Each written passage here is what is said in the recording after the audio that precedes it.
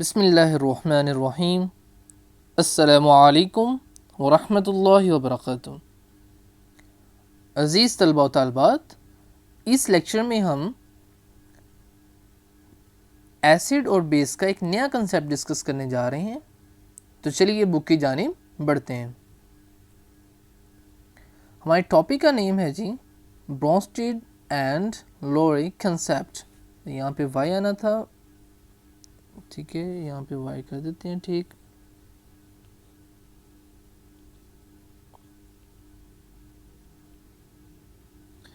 तो जी ब्रोंस्टेड लोरी कंसेप्ट हम डिस्कस करने जा रहे हैं।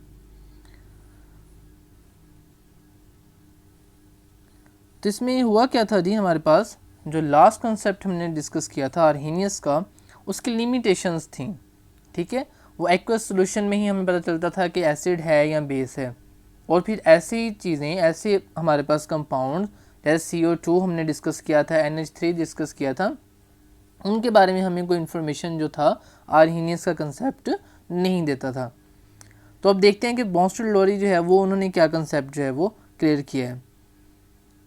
कह जी, इन 1923 the Danish chemist Bronsted and the English chemist Lorry independently presented their theories of acid and bases on the basis of proton transfer. According to this concept, तो जी बता रहे हैं कि 1923 में एक डैनिश केमिस्ट था, ठीक है, ब्रोंस्टेड, और एक इंग्लिश केमिस्ट था लोरी, जिन्होंने अपने अपने तौर पे जो था वो एक थ्योरीज पेश की। और उस थ्योरीज में एसिड और बेसिस को प्रोटॉन ट्रांसफ़र की बेस पे, यानी प्रोटॉन एक दूसरे को शिफ्ट करते हैं, उसकी बेस पे उन्हें जो है क्लासीफाई किया गया। उन्हें अलग अलग कहा गया कि ये एसिड है, ये प्रोटॉन दे सकता है, ठीक है, और ये बेस है, ये प्रोटॉन ले सकता है। एन एसिड, और फिर क्या उन्होंने डिफाइन किया जी, उन्होंने कहा कि N acid is a substance, ठीक है, सब्सटेंस के अंदर क्या हो सकता है, मॉलिक्यूल हो सकता है या फिर आइन हो सकता है, that can donate a proton H plus to another substance. और देखिए प्रोटॉन के अंदर H प्लस क्यों लिखा है, क्योंकि हमारे पास H प्लस के अंदर सिर्फ एक प्रोटॉन ही होता है। और ये किस तरह से होता है, चलिए आपको केमिस्ट्री लैब में लेके चलते हैं और वहाँ पे दिखाते हैं कि H का जो मॉडल है H प्लस का, वो किस तरह से होता है। लीजिए हम केमिस्ट्री लैब के अंदर आ चुके हैं और यहाँ पे हम अभी आपको H प्लस जो है वो बना के दिखाते हैं। ठीक है, हमारे पास प्रोटॉन, इलेक्ट्रॉन, न्यूट्रॉन है। और आप 9th में पढ़ चुके हैं कि एटॉमिक नंबर क्या होता है आपके पास, नंबर ऑफ प्रोटॉन, ठीक है, किसी एटम के अंदर। और जो एटॉमिक मैस नंबर होता है उसका, वो होते हैं number of proton plus number of neutron, यानी उन दोनों के मैसेज को आप एड अप कर लेते हैं। तो अब आपको पता है कि हाइड्रोजन का, आपके पास हाइड्रोजन के अंदर जस्ट एक प्रोटॉन होता है, इसके अंदर न्यूट्रॉन नहीं होता हाइड्रोजन के अंदर, ठीक है, और इसके जो है एक ही इलेक्ट्रॉन होता है। तो फिर आपके पास हाइड्रोजन एटम बनता है, न्यूट्रल एटम, ठीक है जी। अब हुआ क्या, H प्लस कब बनेगा, जब एक इलेक्ट्रॉन जो इसका था वो भी इससे चला जाएगा। तो फिर क्या हो जाएगा जी, H प्लस साइन बन गया, ठीक है, प्लस का साइन आ गया। अब चूंकि H प्लस आइन है और इसके अंदर न्यूट्रॉन तो पहले से नहीं था, ठीक है, चूंकि न्यूट्रॉन अगर होता तो इसका एटॉमिक मास 2 हो जाता, जबकि हमारे पास एटॉमिक मास हाइड्रोजन का अप्रॉक्सीमेटली 1 होता है, 1.007 इस तरह से होता है। तो लिहाजा हाइड्रोजन के अंदर एक ही प्रोटॉन है और एक इलेक्ट्रॉन था, वो भी अगर हमारे पास उससे जो है वो रिमूव हो जाए तो हमारे पास क्या बचता है, जस्ट 1 प्रोटॉन। तो इसलिए उसने प्रोटॉन के अंदर ब्रैकेट में H प्लस भी मेंशन किया है। H प्लस मीन्स हाइड्रोजन का एटम और उसके अंदर इलेक्ट्रॉन नहीं है, तो फिर क्या होगा, जस्ट 1 प्रोटॉन ही होगा। तो फिर से वापस चलते हैं बुक पे। तो ये जो मैंने हाईलाइट की है डेफिनेशन, ये इसका कंसेप्ट है एसिड का, ठीक है जी। उसके बाद हम बढ़ रहे हैं बेस की कंसेप्ट की जानिब। A base is a substance that can accept a proton H plus from an other substance। तो बेस क्या हुई कि ऐसी सब्सटेंस होता है ये जो एक्सेप्ट कर लेता है, कबूल कर लेता है एक प्रोटॉन को, यानी H प्लस को, फ्रॉम एन अदर सब्सटेंस, दूसरे सब्सटेंस से। For example, HCl acts an acid while NH3 acts as a base. अब देखें जी, इसकी मज़ीद हम एग्जांपल करते हैं ज़रा, ताकि आपको जो है कंसेप्ट ना सिर्फ समझ आ जाए बल्कि आपको अच्छे से याद भी हो जाए और आपको याद करने में ज़्यादा मेहनत ना करनी पड़े। तो मैं कोशिश करता हूँ, आपको एक एग्जांपल देता हूँ। तो फ़र्ज़ करें जी जो है, अब यहाँ पे क्या हमने पढ़ा कि H प्लस जो डोनेट करता है वो आपके पास एसिड है, जो एक्सेप्ट करता है वो क्या है, बेस है। तो इसकी एग्जांपल हम इस तरह से ले लेते हैं। फ़र्ज़ करें जनाब, एक हैं आप, ठीक है, और दूसरा हूँ मैं।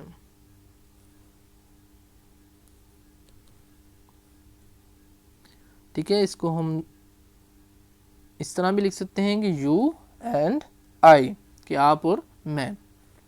फ़र्ज़ करें जी आप हैं इस तरफ, इसको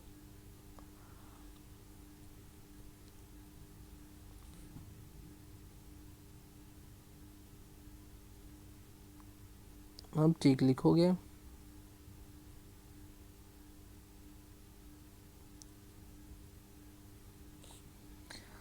ठीक है जी, आप और मैं। अब H प्लस से अगर हम एग्जाम्पल के तौर पे H से मुराद ले लें 100 रुपीज़, ठीक है। अब 100 रुपीज़ अगर मेरे पास होंगे, ठीक है, और आपके पास फ़र्ज़ करें कि नहीं है, तो फिर क्या होगा, मैं 100 रुपीज़ आपको दे दूँगा और आप वो 100 रुपीज़ एक्सेप्ट कर लेंगे।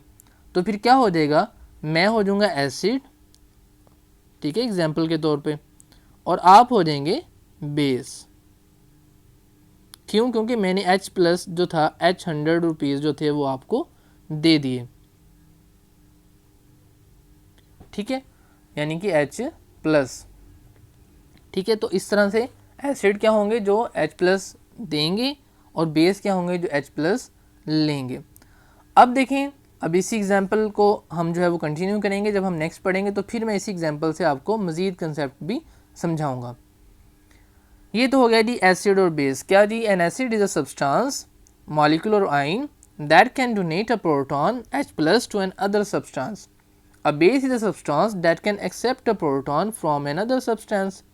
For example, HCl acts as an acid and NH3 acts as a base.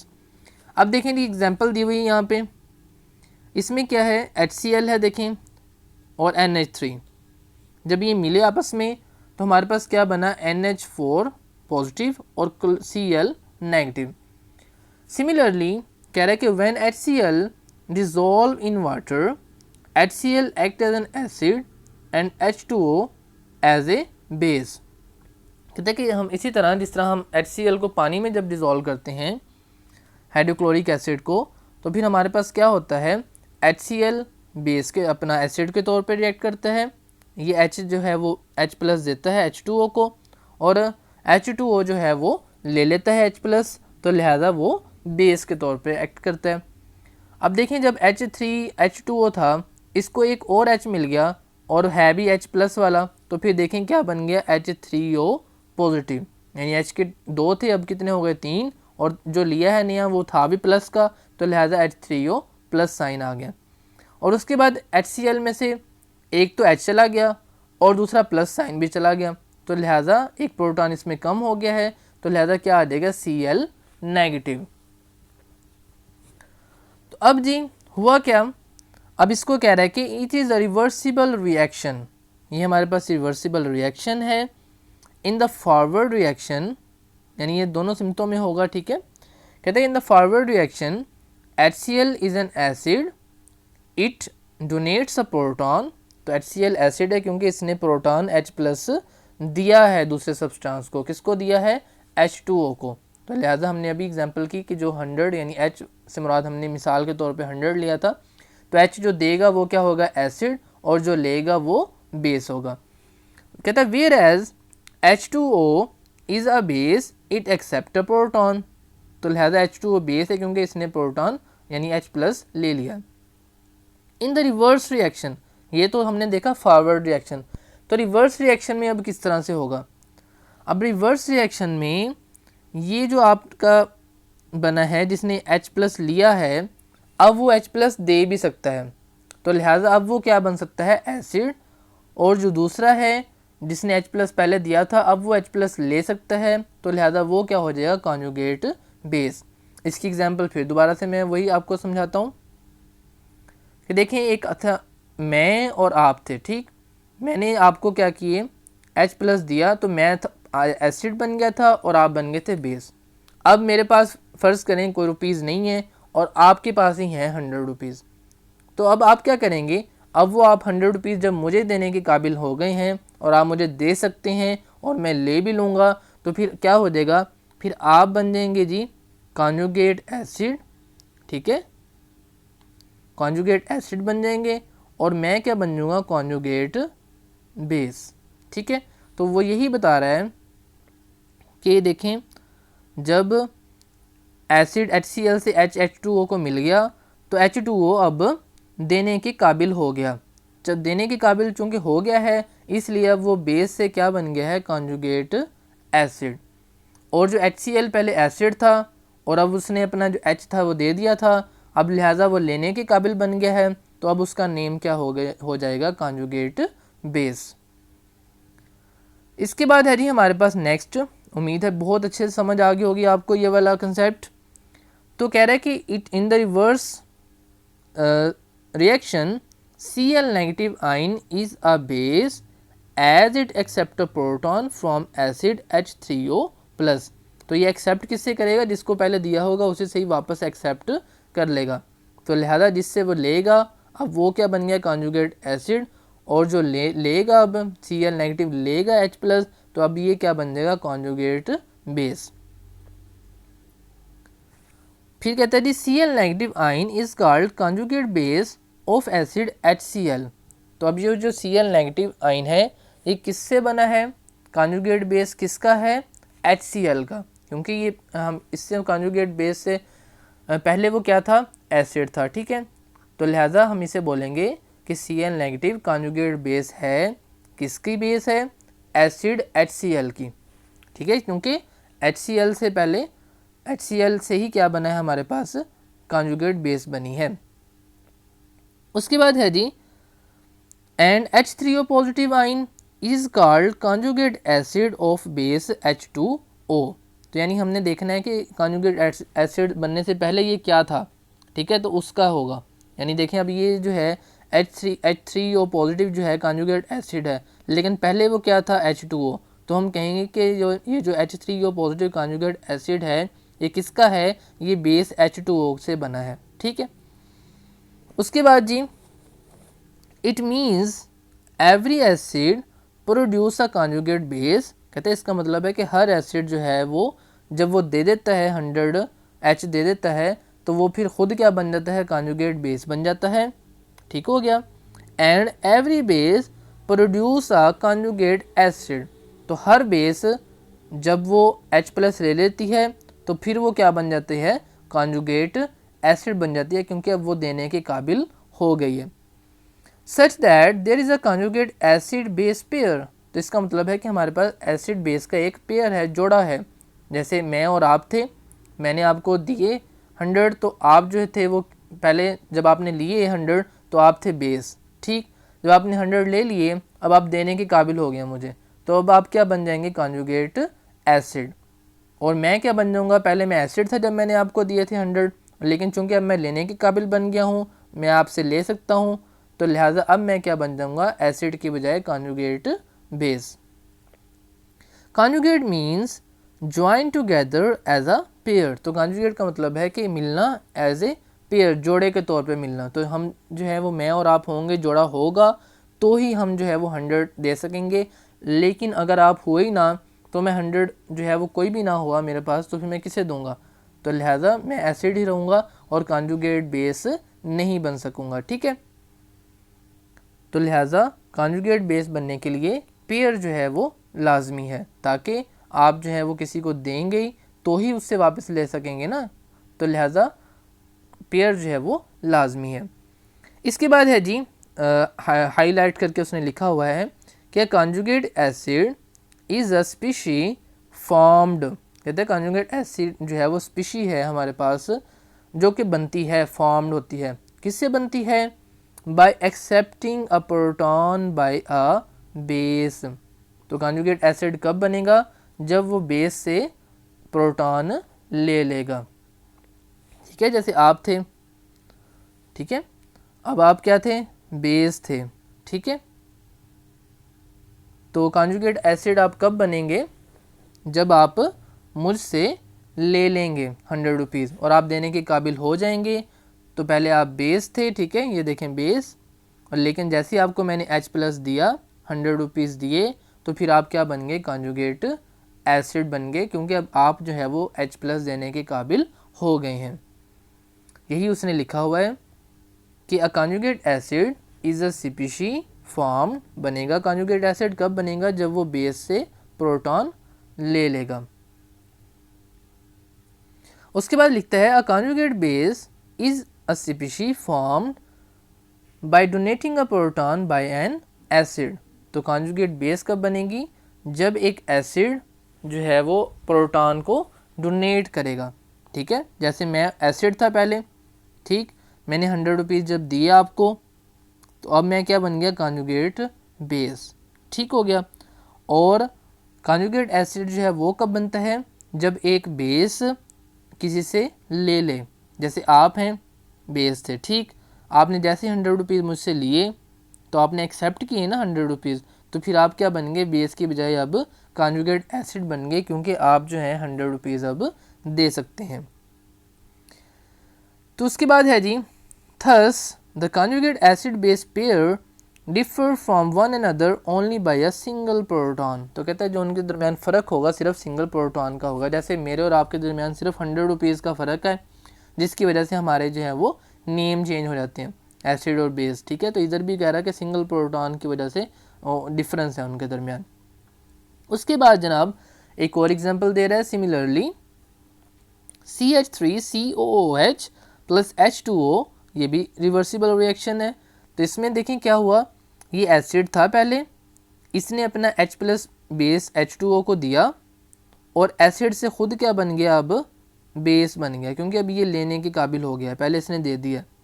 और H2O जो था पहले लेने के काबिल था, इसलिए बेस था, लेकिन जैसे उसने H प्लस ले लिया, अब वो क्या बन गया? कॉन्जुगेट एसिड, क्योंकि अब वो देने के काबिल हो गया है।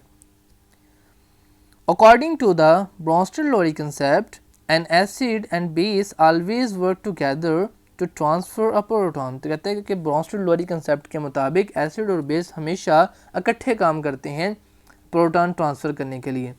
That means a substance can act as an acid proton donor only when another substance simultaneously behave as a base. तो कह रहा है कि एक जो सब्सटेंस होगा एसिड के तौर पे तभी एक्ट करेगा, तभी वो एसिड होगा जब कोई और ऐसा सब्सटेंस होगा जो लेगा। जैसे मैंने पहले बताया कि अगर कोई होता ही ना लेने वाला, तो मैंने एसिड नहीं होना था, मैंने किसको देना था? मैंने देना था, तो मैंने एसिड कहलाना था ना। तो लिहाजा कह रहा है कि इसके लिए होना चाहिए। तो इसी तरह कोई होगा लेने वाला, तो वो बेस बनेगा, और फिर ये क्या होगा? एसिड होगा। Hence a substance can accept can act as an acid as well as base। तो कहता है कि एक सब्सटेंस जो है वो एसिड के तौर पे भी एक्ट कर सकता है और बेस के तौर पे भी एक्ट कर सकता है, depending upon the nature of the other substance. ये डिपेंड करता है कि जो दूसरा सब्सटेंस है उसकी नेचर क्या है।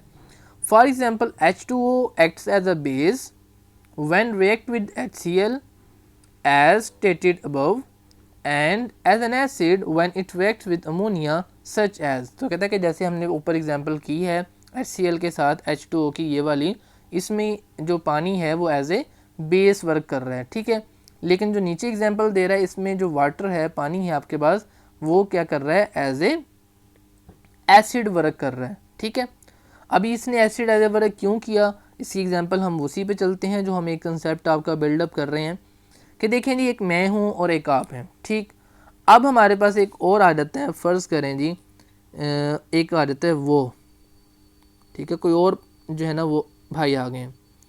अब इन भाई के पास, अब फ़र्ज़ करें मैं हूँ, ठीक है, मैं हूँ और वो है। अब 100 रुपीज़ है मेरे पास, ठीक है, और मैं जो है एज ए पानी के तौर पे आपको अभी समझा रहा हूँ कि मैं जो हूँ पानी हूँ। अब मेरे पास ऑप्शन है कि मैं आया अपने 100 रुपीज़ आपको दे दूँ, आपके पास अभी कोई रुपीज़ नहीं है, ठीक है, और मेरे पास 100 हैं, और जो वो हैं वो के पास काफ़ी सारे पैसे हैं, फ़र्ज़ करें इनके पास हैं जनाब 200 मिसाल के तौर पे, ठीक है जी। अब देखें कि मेरे पास ऑप्शन है कि मैं जो है वो दोनों तरह से एक्ट कर सकता हूँ। अगर तो मैं 100 रुपीज़ आपको दूंगा तो मैं क्या बन जाऊँगा, एसिड बन जाऊँगा, ठीक है, क्योंकि मैंने अपना H+ आपको दे दिया।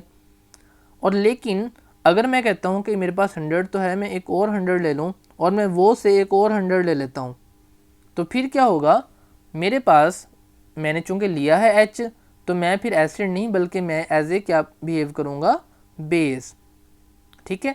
तो लिहाजा मेरे पास इस तरह अगर होंगे तो ऑप्शन होगा कि मैं अगर दे भी सकता हूँ और ले भी सकता हूँ।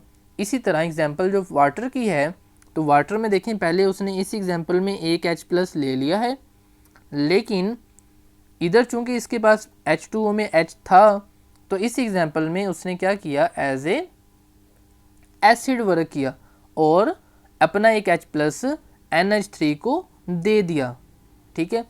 तो इस तरह से जी वर्क हो सकता है। तो देखें जी इसमें एग्जांपल में आपको नज़र आ रहा है कि H2O पानी था प्लस NH3 अमोनिया, तो रिवर्सिबल रिएक्शन में H2O ने एक अपना H+ NH3 को दे दिया, तो H3 की जगह पे अब H4 हो गए और प्लस का साइन भी आ गया, जबकि H2O में से चूंकि एक H+ निकल चुका है तो लिहाजा H2 की बजाय अब एक H रह गया और वो भी OH नेगेटिव बन गया। उसके बाद कह रहा है जी such a substance that can behave as an acid as well as a base is called amphoteric। तो ऐसे सब्सटेंसेस, ये एम्फोटेरिक की डेफिनेशन में हाईलाइट कर रहा हूँ, ठीक है। तो ऐसे सब्सटेंस जो दोनों तरह से बिहेव करते हैं, एसिड के तौर पे भी और बेस के तौर पे भी, उनको हम बोलेंगे एम्फोटेरिक। तो ये एम्फोटेरिक की जो है वो डेफिनेशन है, और इसकी मिसाल जो है अगर आपने इसकी एग्जांपल भी देनी हो तो आप पानी की दे सकते हैं, और पानी की एग्जांपल दे के वाटर की आप ये वाली इक्वेशन भी लिख सकते हैं, और इसके साथ ही ये वाली इक्वेशन जो है HCl वाली, ये भी राइट करके मज़ीद कंसेप्ट को क्लियर कर सकते हैं कि देखें वाटर जो है एज ए एम्फोटेरिक रिएक्ट कर रहा है NH3 के साथ जो है वो एज ए एसिड, और HCl के साथ एज ए बेस जो है वो परफॉर्म कर रहा है। उसके बाद है जी it has been observe that there are certain substance which behave as an acid though they do not have the ability to donate proton. कहता है कि ये भी देखा गया है कि कुछ हमारे पास ऐसे सब्सटेंसेस हैं जो कि प्रोटॉन तो डोनेट नहीं करते, देते नहीं हैं किसी को, लेकिन फिर भी वो एसिड के तौर पे बिहेव करते हैं। फॉर एग्जांपल उसने SO3 बताया है, कहता है similarly CaO behave as a base but it can not accept a proton. कहता है लेकिन एक ऐसा ही CaO भी है जो कि बेस की तरह रिएक्ट करता है, बिहेव उसका बेसिस जैसा है, लेकिन वो प्रोटॉन एक्सेप्ट ही नहीं करता। These observations prove the limitations of Bronsted-Lowry concept of acid and bases। तो बिल्कुल उसी तरह जिस तरह हमारे पास आर्हेनियस कंसेप्ट की लिमिटेशन थी, उसकी जो थी हद थी कि यहाँ तक लग सकता है, उससे आगे हमें वो रहनुमाई नहीं करता था, तो इसी तरह जो ब्रॉन्स्टेड-लोरी है इसका अगरचे वसी है, इसका काफ़ी सारे जो है उसमें हेल्प करते हैं हमारी, लेकिन फिर भी कुछ सब्सटेंसेस ऐसे हैं जिसमें हमारे पास ये कंसेप्ट हमारी हेल्प नहीं करता, और इससे हमें पता चलता है कि इसकी भी कुछ लिमिटेशंस हैं, कुछ हदूद हैं जिसके अंदर ये वाला कंसेप्ट, ये वाली थ्योरी जो है वो वर्क करती है। तो अब के लिए इतना ही जी, नेक्स्ट लेक्चर में हम जो है बाकी मज़ीद डिस्कस करेंगे इसकी एग्जाम्पल प्रॉब्लम 10.1। तो अभी आपने क्या करना है जी, एक तो आपने डेफिनेशन याद करनी है ब्रॉन्स्टेड-लोरी कंसेप्ट की, एसिड क्या होगा, बेस क्या होगा। उसके बाद इनको भी हाईलाइट कर लेते हैं, कॉन्जुगेट एसिड और कॉन्जुगेट बेस पता हो आपको, और उसके बाद जो है आपने ये जो डेफिनेशन है एम्फोटेरिक की, ये भी राइट आउट करनी है। ये तो हो गए शॉर्ट क्वेश्चन में, और लॉन्ग के हिसाब से अगर आप इसको तैयार करेंगे तो लॉन्ग में आप सारा ही नोट लिखेंगे, ठीक है, जिसमें ये डेफिनेशन छोटी छोटी भी कवर हो जाएंगी और आपका लॉन्ग क्वेश्चन भी कवर हो जाएगा, क्योंकि आ सकता है कि write a note on Bronsted Lowry concept. तो बेसिकली जो भी आज हमने इस लेक्चर में पढ़ा है आप सारा राइट आउट करेंगे, लेकिन जो ये मैंने हाईलाइट्स किए हैं इनको एज ए शॉर्ट भी आप तैयार करेंगे। तो अब तक के लिए जी इतना ही, मिलते हैं नेक्स्ट लेक्चर में। अल्लाह हाफिज़, अस्सलामु अलैकुम वरहमतुल्लाहि वबरकातुहू।